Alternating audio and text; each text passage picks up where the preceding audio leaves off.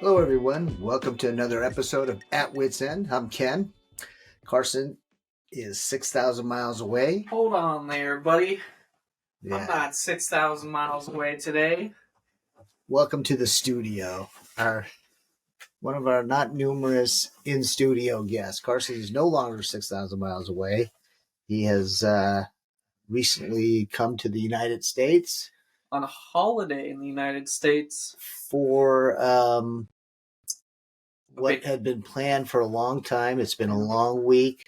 If you notice, I'm dressed in Red Bull gear. If you're watching online, we were at the Las Vegas Grand Prix, something we had anticipated to go to for a year and a half, 2 years. Yeah, since they announced the Las Vegas was hosting again for the first time in over almost 40 years since the last race. Yeah, I can't really say those first two races were even a Grand Prix. They were it was a race. Caesar Palace stunt in the parking lot. They counted to points, so okay, it was something. So yeah, we actually had booked tickets early, booked Airbnb early. There was a lot of So I guess we'll start. I'll start this by saying this is an episode on our race experience, and that includes a whole bunch of stuff, the build up to the race and how we prepared. The negative and the positive. So, and then our whole thing through the race. And I'll start this by saying we had a very positive experience for the most part. But I do think you should tell them about your adventures getting here.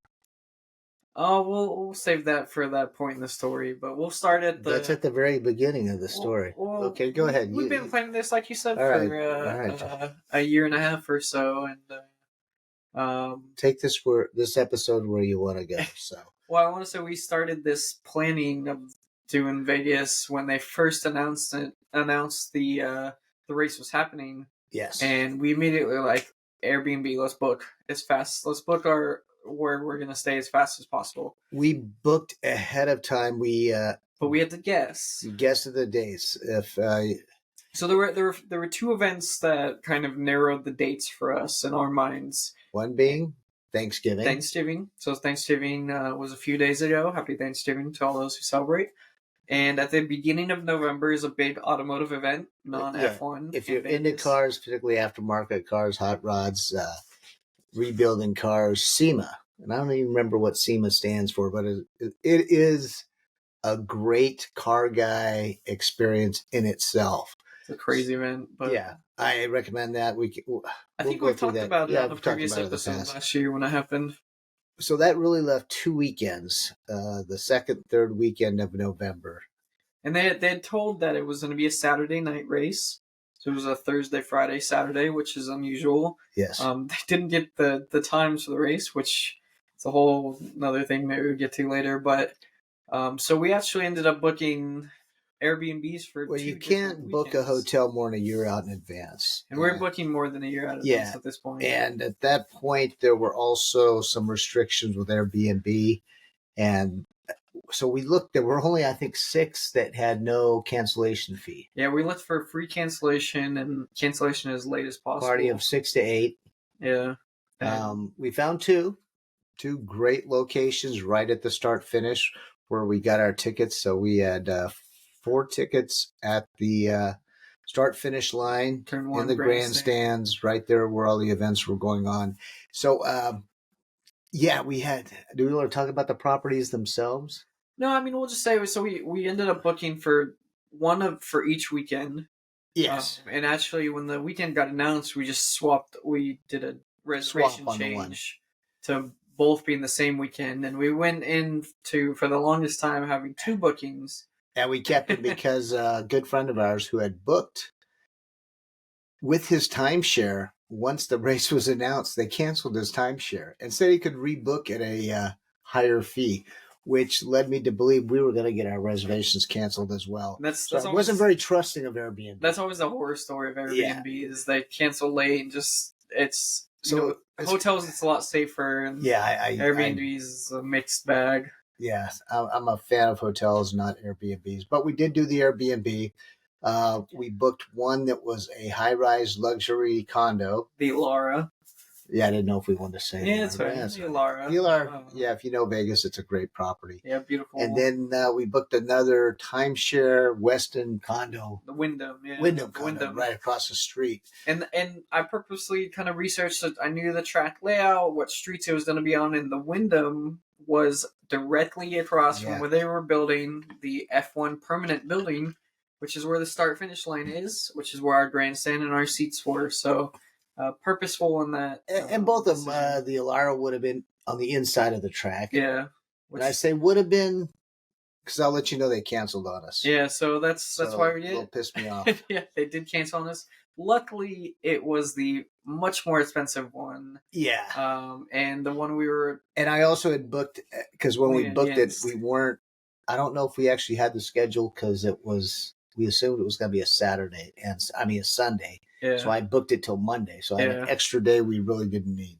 Yeah. So ended up that one got canceled, but kind of okay, but still. You know, it worked out. But it still pisses me off. We got canceled by him. So it is what it is. But in the end, we got a great location right across the street. Right, really at the gate to our seats. Yeah. It was incredible. It almost felt VIP because the road that led to what we walked onto the hotel was... It was VIP because you got your special wristband and you got to walk by all the people and they look at you like, why do you get to go in? Yeah, it was... The security had to let us through. The police had to escort us. And what about the negative of it? Yeah. Because it was there. Yeah, because of this location. So if you know any street races for Formula One or any other kind of racing... they close the track off, and pedestrian access is extremely limited around the track for good reasons. Mm-hmm. But the problem was our hotels, which was right on the final corner of the track. I mean, you can spit on the track. Yeah, it was right, literally that intersection where that final corner was the intersection where our hotel was. And the hotel had multiple entrances to where it was at. But they only allowed you to enter and exit the hotel from one single entrance, which was near where our seats were. Yeah, the front of the hotel. The problem gets to is when you're coming from the strip, they actually blocked that off, and there was no access to the hotel from the entrance nearest the strip. You couldn't go down the street to where the track was because that was completely closed off to pedestrians. I think a lot of it had to do because that didn't happen till the second night. Well, that was anytime the track was hot, that was the case. But the practice night, Wednesday night, we were able to. No, we were not able to. Well, I beg to differ. Yeah, when the track was hot, you were never able to get anywhere near that intersection. But we literally walked up to looking at our hotel with security there going, yeah, it's stupid. We don't know why we can't let you in. You have to go around. They had it completely fenced off. Like a 2-mile walk, I think. And it ended up the way to get to the entrance, you had to go around a Vegas block, which if you don't know a Vegas block is huge. Yeah. And it is a massive walk out to a dark area with empty parking lots and everything. To all the Euros or people in general who've never been to Vegas, anywhere really in Vegas, when you're on the strip and you say, hey, let's walk down to Treasure Island or let's walk down to Bellagio. A lot of times you do that because you can see the hotel, it looks close, and you start walking. Well, 20, 30 minutes later, you're going, that hotel is not any closer. That is a Vegas block. It's deceiving. Catch a cab, get an Uber. Yeah. So, or in this case, what happened to be, and I thought they were local, that they brought them up from Old Town, downtown, pedicabs, the trikes with the passenger seats on the bad guys. And when we were asking him how much, everything was $100, 120, 150 for it doesn't matter the ride. And basically we said, screw you, we'll walk. But we did get a deal on one that one night. And talking to the guy, all of us went in, and I can't remember, it was I don't know, whatever it was. But he came in from New Orleans just for the race. So I didn't realize these guys travel the country with the pedicabs. Yeah. Which kind of I wonder about because when I was younger, my younger days in Hawaii, the pedicabs had permits. They had a permit, yeah. So I wonder if he just gets an event permit for that. But anyway, it has nothing to do with the race. So that was our booking. What was really nice about, so we stayed at the Wyndham. You could, if you know the Formula One schedule, you could go to, say, a practice 1, there's a 3-hour window to practice 2, with our Wyndham being right across the street, and most other hotels being a really long access to get to from where our seats were. We could go back and you could hop in the jacuzzi, sit there for an hour, warm up because it was pretty chilly, Take a nap, and take a nap, watch and then TV. head back to the track. So it was kind of a great location. But yeah, so that's our living quarters we did for that, and overall a pretty good experience at the Wyndham, I think. Yeah, I would say so. But one warning, it does piss me off again. It is a timeshare. Yep. And that's one thing I hate about Airbnb. I would think that they'd say you will not be solicited for its timeshare. It never doesn't happen. Anytime you stay at a timeshare, it's, hey, we got a free gift for you. Oh no, it's not. You don't worry about it. And then you got to sit through the 90 minutes. We did not. Yeah. I said, there's no effing way I'm sitting through it because I'm not into timeshares. We do enough traveling. I don't need 2 weeks a year somewhere in the world. I got plenty of hotel points, plenty of travel points, so we don't need it. Nothing against timeshares. People love them. I do not. So that's one thing to look out for when you're booking with Airbnb or really anywhere ask if it's a timeshare property, and then get ready to be solicited for a timeshare. Yeah. So now I guess we can get to the travel to the... your experience, which is kind of a story unto itself and more fantastic than the race itself. Yeah. I'm hyping it up, guys, because it's a story that Carson will remember for the rest of his life. Yeah, so I call it the story of the dumb American being saved by the Italian, the Hungarian, and the Austrians. Definitely a tourist. But actually, you're a resident of Austria. Not really a tourist, just an unfortunate mishap by me, but timing's been just terrible. But so I start this. So I'm traveling, from Linz, Austria. I'm flying out of Vienna to head back to the States, flying Vienna to Amsterdam direct to Vegas for the race. And, to get from Linz to the Vienna airport, take a train. And I booked a direct train from Linz to the airport, or so I thought it was a direct train. Some, closures of trains caused, when I get to the Vienna main train station, I realized 30 seconds till the doors closed for the train to leave that this train was not finishing its trip to the Vienna airport. The TV screens had changed. The end destination was in Hungary, and I was like, "Oh crap! This is not the Vienna airport trains." They ended up swapping the trains up a little bit because there was a train that wasn't running between Linz and Vienna or Salzburg and Vienna that was headed to Hungary, and they used the train I was on to finish that leg from Vienna to Hungary. And my train was on the next platform over, and so I scrambled off, grabbed my bags, and moved over to the next train and hopped on that. And I was like, "Oh, fine, I'm on the train to the airport." I get to the airport, and I'm traveling, and I take my bags off the train. I got my roller bag, I got my big roller bag, and what am I missing? My most important bag, my backpack. My backpack. And what's in that backpack, Carson? My backpack has my passport, my work laptop, my iPad, some keys, has everything I need. Luckily, it didn't have my wallet or my phone. That would have been even worse of a mistake. But yeah, I had my... And wait, what time of... It was I'll daytime here. What time of the night reason I forgot it, because I usually travel with a backpack and a roller bag. I was traveling with 3 bags. So in this case, I was bringing an extra bag home filled with stuff. And it was, to answer your question, I got to the Vienna airport at 10:50 at night. It just so happens that the Austrian National Railway does not staff anything after like 7 o'clock, I think. Yeah. So when I went calling the helpline, there was no one there. And he had called me, and I tried calling all the numbers I knew, and they were all Nothing. voicemails. Call us in the morning. And I went to the help desk. It was all closed. Yep. The gate was down.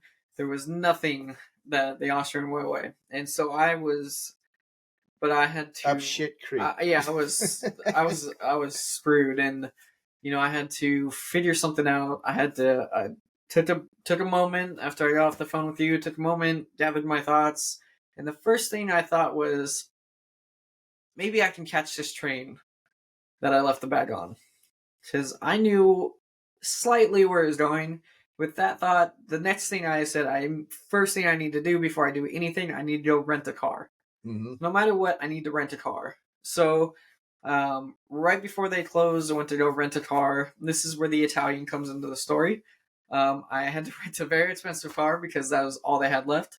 I ended up getting an Alfa Romeo Stelvio, which was my first time driving that car. Nice car. As a car guy, it was kind of fun. It's the SUV Alfa.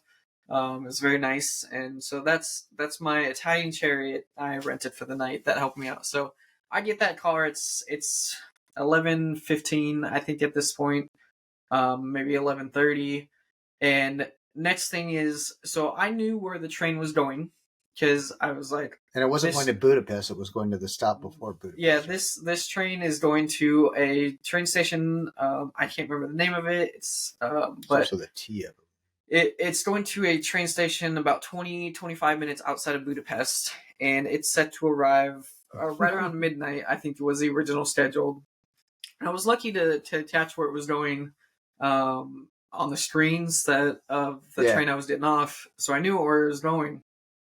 And so I was like, how do I figure out if my bag is still on that train and if I can get it off the train? The OBB is no one responding, so who do I call? OBB is the Austrian train. The OBB is the Austrian Train Authority. Who do I call? Well, the train's going to Hungary.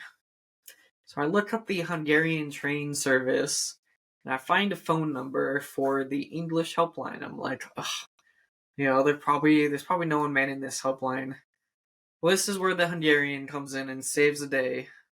There was one guy on the helpline. It turns out it's a 24-hour helpline, and there was a Hungarian man that was a savior basically on the helpline. I called. He answered. I gave him the full description of where my bag was, what my bag looked like. And he spoke good English. Spoke perfect English. And he was like, "Okay, give me 15 minutes. I'll call the train conductor, and you will have to call me back because I can't call you back." I had to call the train or the phone number for the Hungarian Train Authority back 15 to 20 minutes later after he'd called the conductor and they figure out if they can find my bag. So at this point, I'm already on the road towards Tatabánya. Tatabánya is the in the middle of the night, midnight basically. So it is 11:30 at this point. I put in my Google Maps. I was already on the road when I was on the phone with this guy. It was about an hour and 30 minutes, hour and 40 minutes to get to Tatabánya from the Vienna airport. I'm on the road. It's raining. It's obviously dark out, and I'm just driving. So 15-20 minutes goes by, and I call the guy back, and he answers, and he's like, "I got good and bad news potentially for you."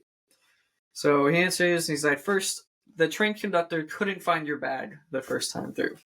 And he called me back, and the train conductor called him back, and he's like, "I can't find the bag." And the train conductor ended up looking again for the bag. On the second time around, he actually found the bag. It ended up being in the first class bathroom. I was not in the first class, and I did not use the first class bathroom for my backpack. So that was very worrying. That was the bad part, is they found what appeared to be my bag. It was heavy, which I packed it heavy, which was kind of a good sign. But it had moved. And having my work laptop in there, my iPad, my passport, which was in a hidden pocket, but that was still worrying. And being in the bathroom, who knows what could happen. So I'm like, great, I'm on the way to there. And he's like, they're going to leave it. The train conductor said he's going to leave it with the office at the Tatabánya train station. So I'm like, kind of just Freaking out. blank going. I'm just going for the next hour and a half or hour drive at this point. The rain, pitch, and darkness.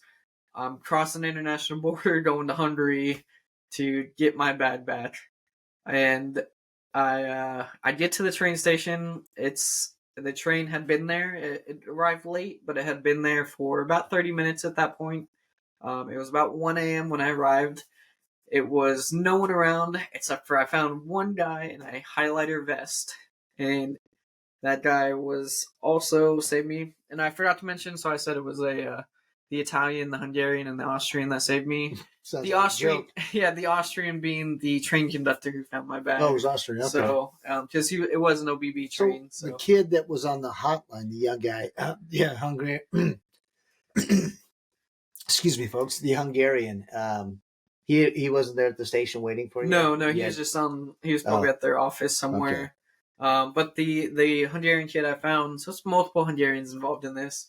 I found at the train station. He was waiting there for a bus. I guess he had to do something with the bus there. But he had heard about the backpack. Someone had mentioned it to him that there may be someone coming to pick up this backpack. And he's like, yeah, give me one more. I have to wait for this bus. A couple minutes later, we're walking in the dark and a little bit of sprinkles of rain. And we get to the office, and there is two old Hungarian ladies having some coffee at 1 a.m. in the morning in this old office old building by the train tracks. And it's just me and these three Hungarian train employees. It's like a CIA spy movie. Basically. And they go into the office. He asks the lady, he's like, hey, talking to them Hungarian, asking if there's a bat patch. She's like, kind of nods, and they go into the office. And he walks around the corner. There's my backpack. And I was like, yep, that is it. And I pulled out my passport. So that was the first thing I checked for. My passport is there. I even showed him my passport. And I pulled out my wallet, gave them all the euros I had, which was like 30 euros, which they don't take. The Hungarian uses forints, but they use euros anyway. And I thanked them so much.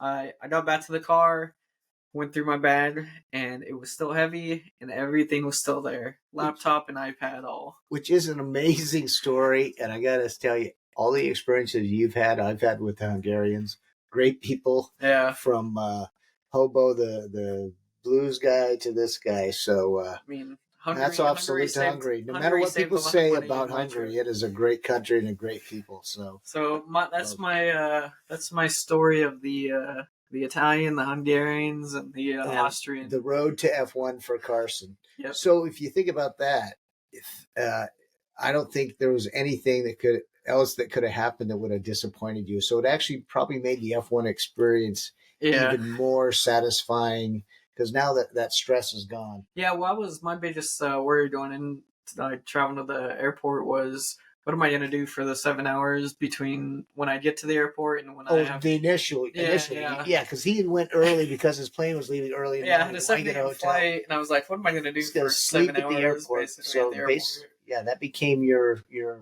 entertainment for the evening, and quite the story. Yeah, and I got back to the airport. I slowly drove back. I was just chilling on the freeway. Got back at like 3:30 in the morning, and it was about time to get through and get my bag checked and everything. So I was on schedule from that point on, and flights back. I went Vienna to Amsterdam, KLM. Perfectly. I don't even remember it. I was asleep on the flight the whole time, and then Amsterdam, Schiphol. Slight delay, but that's basically Schiphol. Schiphol's a great airport. It's a very nice airport. Yeah. Flew KLM direct to Vegas. He's a fan of KLM now, which is an interesting flight because KLM is the Royal Dutch airline, and Max Verstappen is a Dutch athlete, the most famous Dutch athlete in the world. And there were quite a few F1 fans on that flight.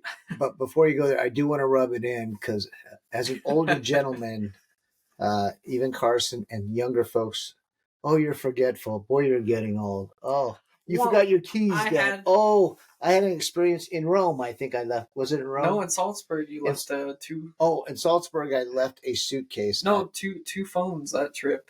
You left both of your cell phones at a hotel. Okay. As we were getting on the train. Yeah. But And then I've also a suitcase in Vienna. I left a suitcase in Vienna, but it was exactly the same situation. We had an extra suitcase, and I'm used to having just my roller and a Yeah. briefcase I and will- backpack. I will outside. say- so it was the exact same I situation. will say my situation was these were my things where I had an extra bag and the train I was not aware I had headphones on and the train I rushed off the train to get onto the next train because I didn't want to go to Hungary because at that point too there's no trains running anywhere. There's pitch nothing. blackout, nothing. Like there's no trains to get back to Vienna and I was like, I need to get off so I don't go to Hungary because you can't just hop off a train in the middle. Can't turn around. So with that, we move on to Vegas itself. Yeah, so we get to Vegas. You had already been there for a little while. Yep. But we get there, and first of all, it was my first time back in the U.S. after 2 years. Over 2 years in Austria. So he was looking forward to talking American. American English. And having American food, I guess. Yeah, it's always good. So the first night was practice. Yeah, controversial. Controversial for those of you following F1. I mean, basically there was no practice. What was it? About 9 minutes. 9 minutes of practice. Yeah, and we were there for it. And it took us a little bit to figure out what was going on because we obviously saw the red flags go out and everyone stopped. First of all, it was awesome to see everything. Actually, first night you didn't attend opening ceremonies. Oh, I did not attend. I went out to dinner with some folks. My wife, who was not really into going initially, once she found out who was headlining and the opening ceremonies, she definitely wanted to go. And you know, that was part of the criticism that it was too much hoopla, too glam for F1 purists. 99% show, 1% Yeah. Max, but it is, it is Vegas. But he did change his tune at the end. Yeah. So Keith Urban, who my wife wanted to see, down to Will.i.am. Who were the ones that you knew? Kylie Minogue. Journey was great.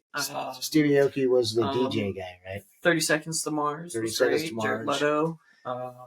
So in short, this spectacle. John Legend. Oh, I forgot, and that was a surprise. Yeah, he was not on the. Yeah, he was. Was he on the bill originally? Yeah, I don't remember seeing it. So the opening ceremonies, I think, by far exceeded expectations.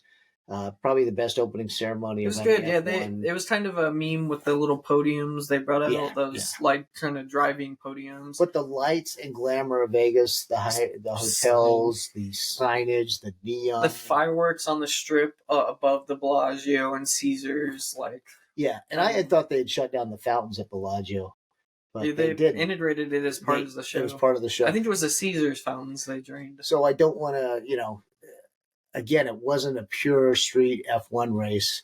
It was all the flash, but that's what you expect. That's why we were going to go. Yeah, it was a great show. Once in a lifetime. I think my biggest criticism was that it was only 30 minutes on the dot.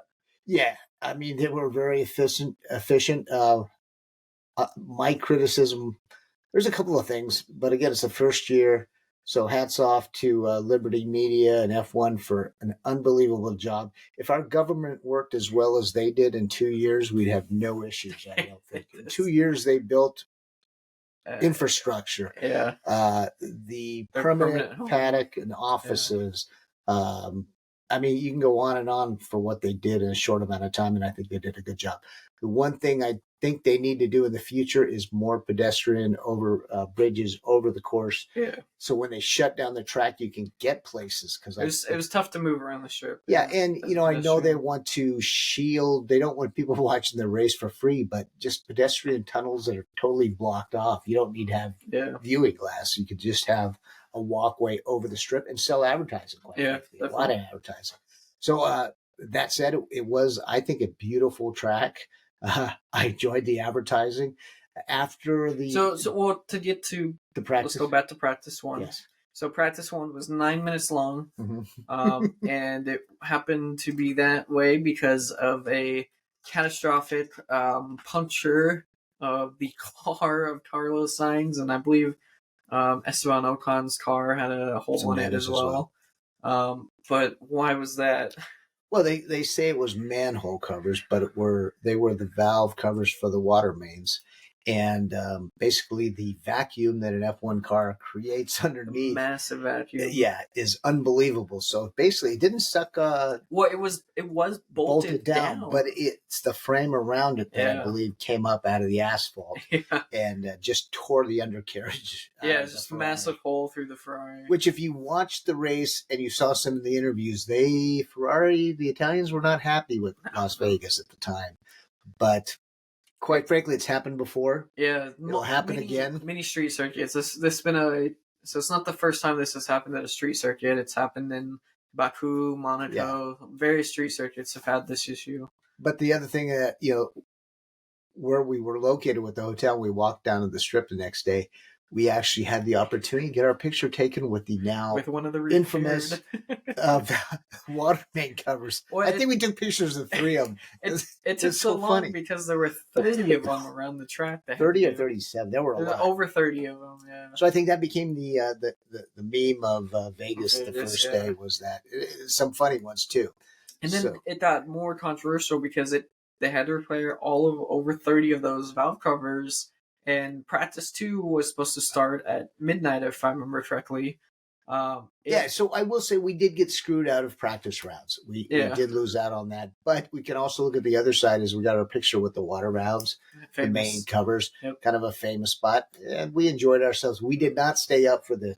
Well, so it had pushed to 2 a.m. They got pushed. It got pushed to 2 a.m., but they didn't tell anyone. Yeah. And at 1:30, they kicked everyone out. And they said no spectators for the 2 a.m. practice. Which pissed everybody off that was there. But I think probably they were. Yeah, the old man and you had to get to bed way late. It was cold. They had a nice fan zone there. And that's the other thing I will compliment F1 on. Yes, you want to get to the hospitality of it. The hospitality. The food was good.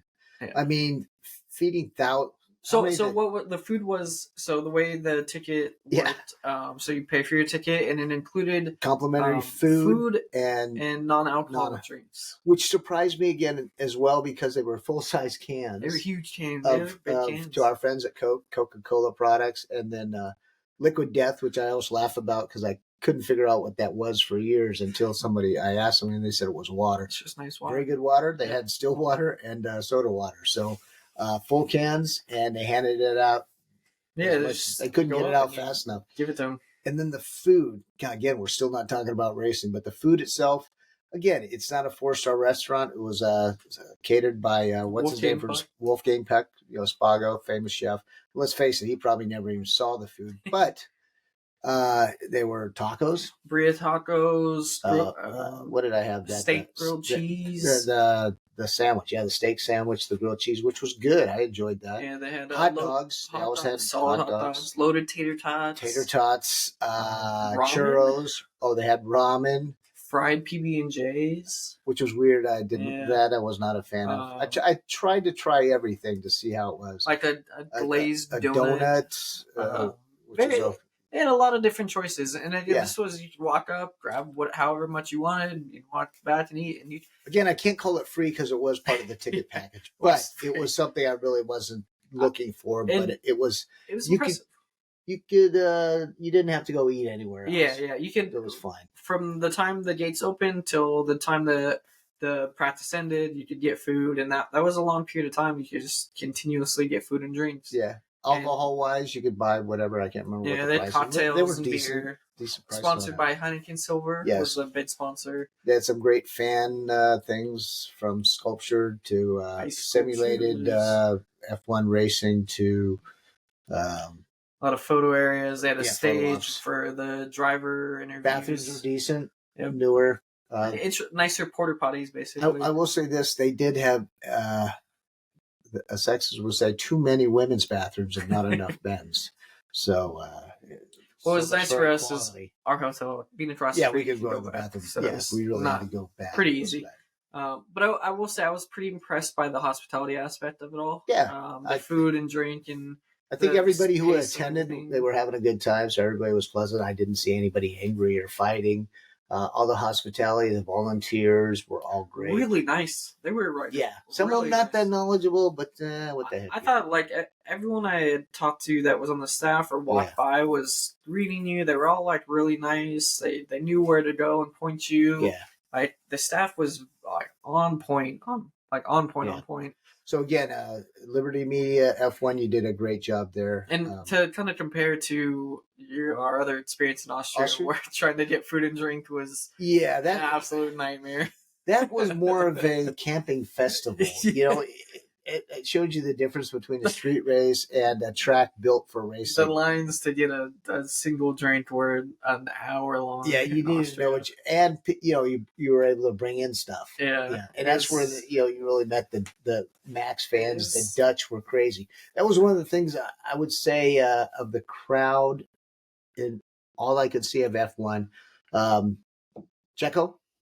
Yep, a lot of Mexican fans. Yeah, huge turnout from Mexico to support him. Very proud people. Not a lot of Dutch. I didn't see. No. I know on your plane, but at other races in Europe, the track races, really you see the Dutch. They light up smoke bombs or wearing orange everywhere. I saw some.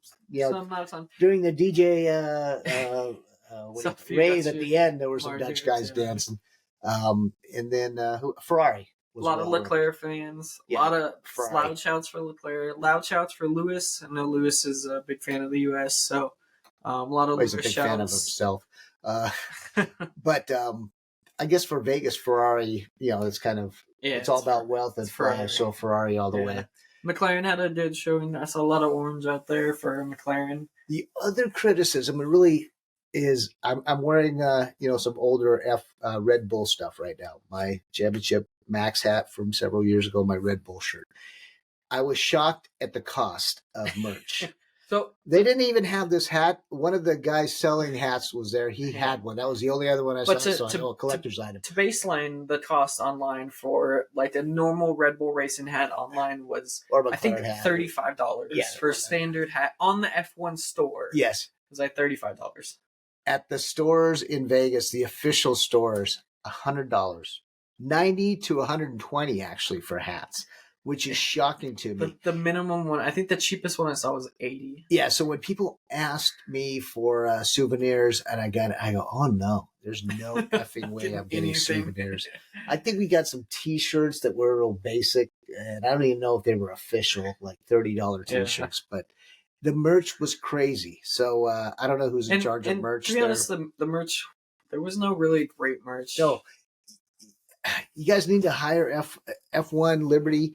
It's Vegas, but every shirt does not have to have the freaking stupid Las Vegas sign on it. My God, the colors, the graphics were terrible. I mean, there were some of the McLaren stuff. And talking about merch again, I would say, Haas, you're letting me down, man. You're the American team. Yeah, where the hell is your freaking merch? The team who did really well with their... I think McLaren. Williams did really well with their area. Williams had a fan experience right outside New York, on the strip. Sidewalk. They were friendly, and they were my buds from the pre-sale a year ago. SEMA when I was there. Yeah, they came out with the trophy, hung out. You hated it because I think I called them my mates or something. But the lads. But yeah, hats off to Williams. They did a great job merchandising. They had a great fan experience. Great location. We didn't go to the Ferrari one, but when we saw where it was at, it was kind of like well off the strip. Yeah. But I just can't believe Haas. I maybe he's just so into the automotive aspect. Haas has great stuff. Yeah, opportunity. He has such a great opportunity to lock in the American fan base before Andretti comes on the scene. Yeah. And we've looked at races before looking for Haas. We couldn't even find a freaking hat. Or at least I think we saw one hat this time. Yeah. We saw one jersey at the official store. Yeah, and we saw a couple people walking around with it. And everybody that I know is looking for Haas stuff. So if we're not even good marketing people, so Haas, we could do 100% better than who's ever doing your marketing on merch.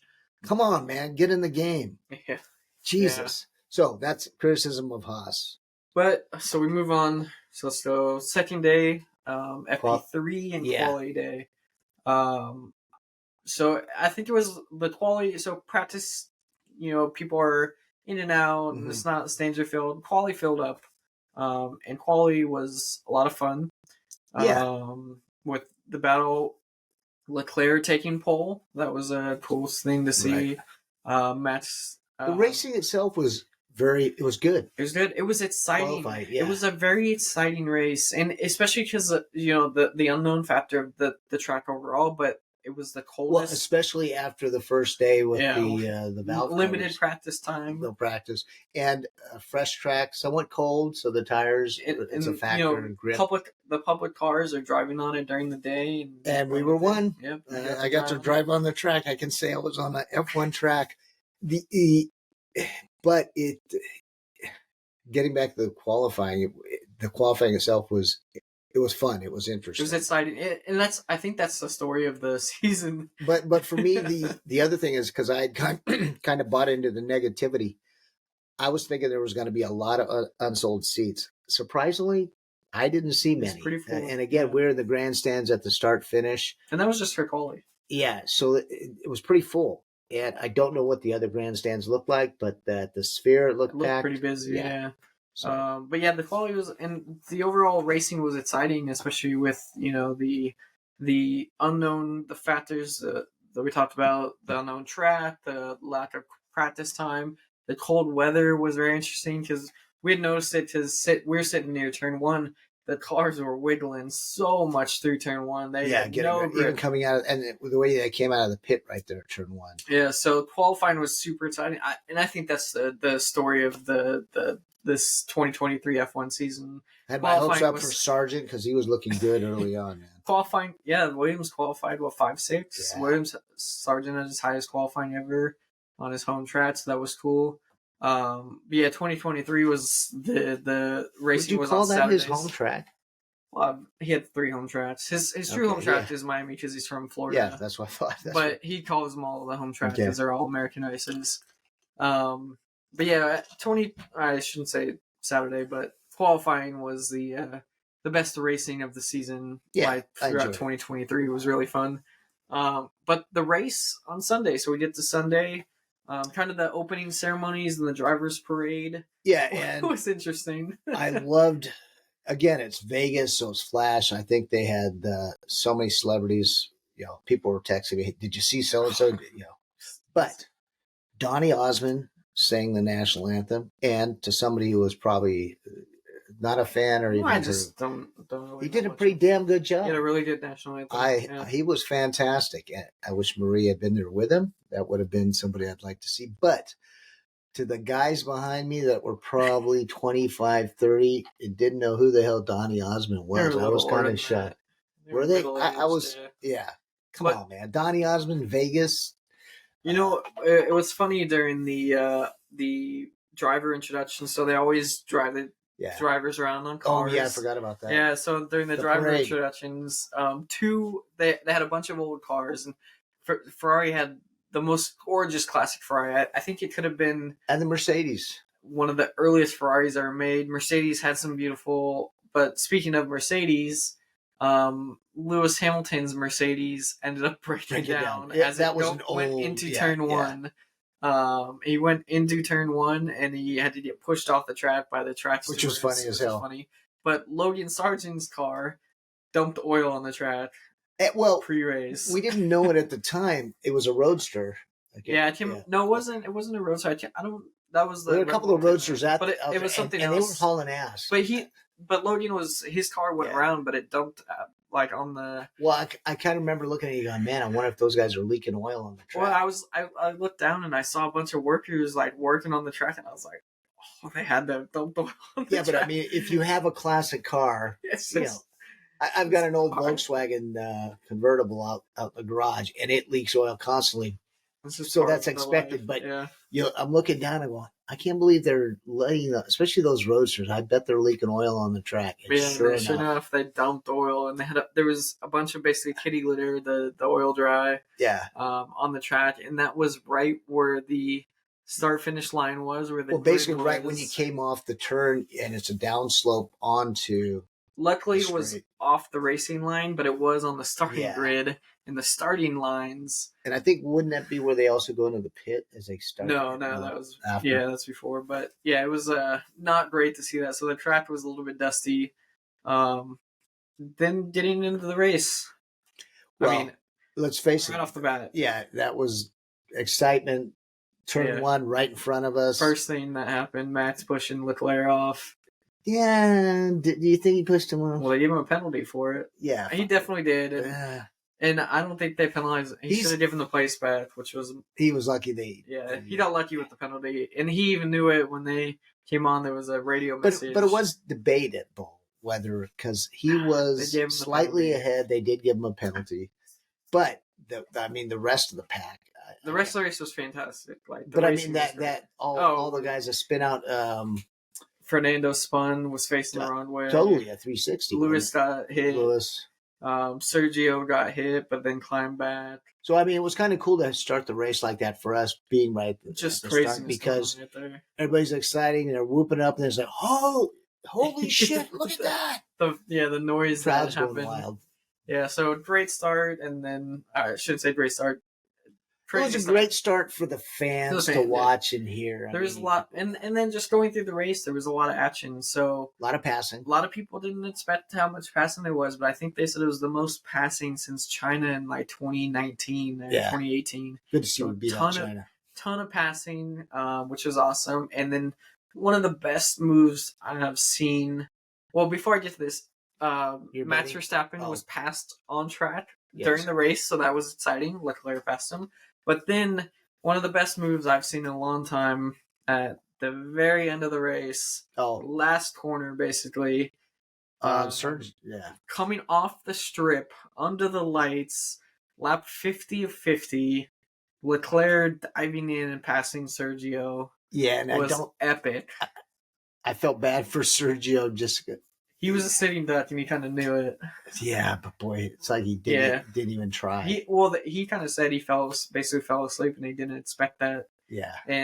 But to see that lap 50, a Ferrari passing a Red Bull on the strip, coming off the strip, with Bellagio in the background, with all the lights, and it wasn't even for first, and it was a race that is. Well, that was the other thing. Everybody said, well, it's all done. By this early on in the season, everybody said, well, it's over anyway. Max has got it wrapped up. Vegas is going to be a nothing race. Not true, because let's face it, Max had the penalty. He was back.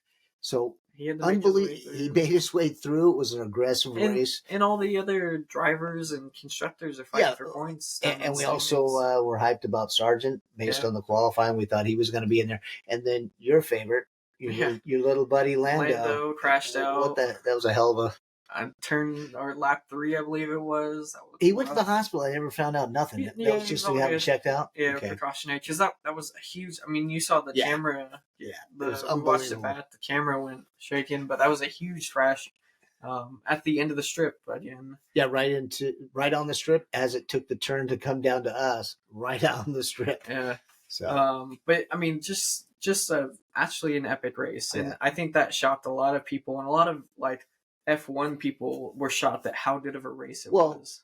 Max Verstappen, he was poo-pooing everything, for lack of a better term. He was not into the show. I don't think he was in the golf tournament that was going on. Which was kind of funny, because Max Verstappen and Sergio and the Red Bull team came out in Elvis racing suits. It was kind of funny because he was dissing it so much, and then he comes out in the Elvis suit.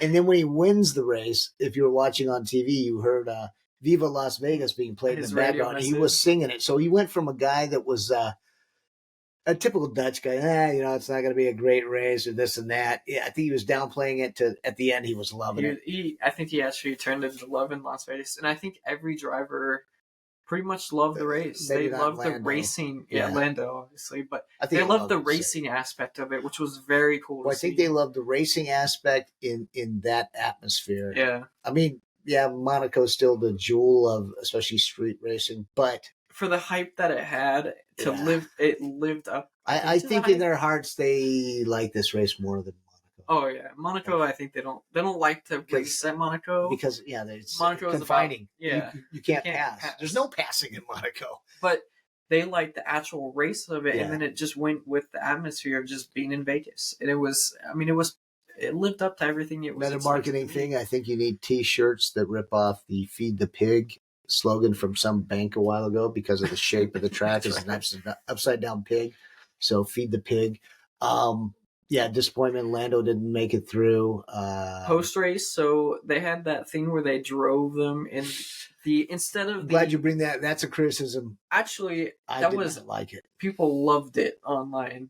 So they took away the cool down room and they made it the cool down Rolls Royce. I don't think they liked it either. It was kind of awkward. People loved it though online and like watching it on TV. They were like, bring it back every time. No, I hope they never do it again. But I'm sure they drove. I think it was part of the Bellagio deal to get the race. And they drove them to the Bellagio, and then they did the Bellagio fountains in the background after the interview. But yeah, because we're all wondering what the hell the Rolls Royces are doing. Beautiful cars, but why two? Who went with them? No one. It was just a so you had three guys that were, especially Sergio.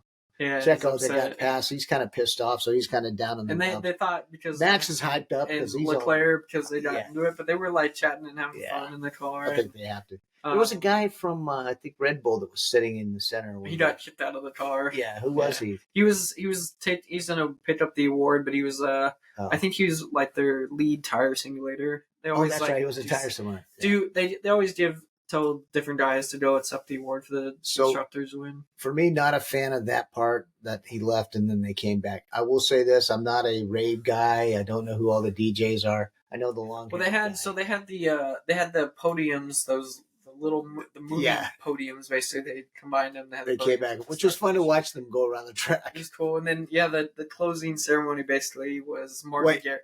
What, Martin Garrett? Martin Garrett. So this guy to me looks like a younger Michael Bublé, who plays a lot in Vegas and would be a very good. I mean, I think of Vegas when I think of him.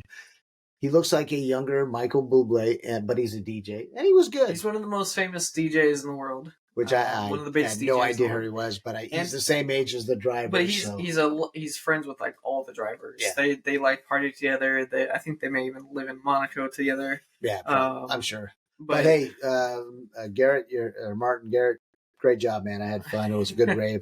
The Dutch guys came up finally, and they were doing their rave right in front of us, jumping up and down. So were the Checo fans. My buddies from Torreon, got my picture with them all dressed up. So all in all, a great race. So again, hats off to F1 and Liberty Media. You did a great job. Call me if you need some advice on what to improve. The fans were great. The drivers were great. The teams were great. Vegas and the cops of Vegas. Got to give them very nice guys. Very helpful for the most part. Well, I mean, they gave us a little bit of wrong info. Well, he gave us the wrong info, but he was allowing us to go where we needed to go. And then it was all the other schmucks that were just paid security that didn't know what they were doing. Track security. Yeah. So, but overall experience of the race was lived up to the hype. Exceeded the hype, I would say. And I think on a differing level, because I think everyone expected the show aspect with the race aspect. But actually, I expected the show aspect, but I thought it would be a letdown. Yeah. Not as good as it was. Cringy. But the weather was good, a little cold. The other criticism is that late at night. Man, come on. I don't care about the European ratings. I know you guys do. But I hear they're moving it from 10 o'clock to 8 o'clock. Yeah, that's better. That'll be better. So that'll be better for the race itself, hopefully for qualifying and practice as well. A little cold, but it's that time of year in Vegas. But yeah, visually spectacular. I can't think of a better race. The sphere. I forgot. Yeah, the sphere. You talk about one thing that sits in everybody's memory, and I didn't hear anything negative about the sphere from anyone. And that was kind of where the stand-up stole the show. Part. Yeah. And the graphics, the visual were hilarious. From SpongeBob to the emoji dude to F1 advertising and stuff. Well, it's Paramount advertising. I think everyone has seen it like on social media and everything now and been like, man, that looks cool. But is it really like that in real life? Yeah, it's everything and more in real life. If on social media, if you looked at some of the pictures and videos, you're going, "Oh, that's Photoshop." Yeah, there's no way it's that big with the car and the sphere in the background, looking at the car.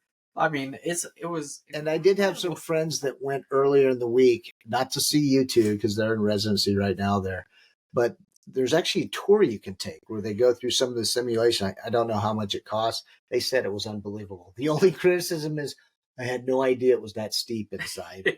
So yeah, old guys like me got to watch the steps on these.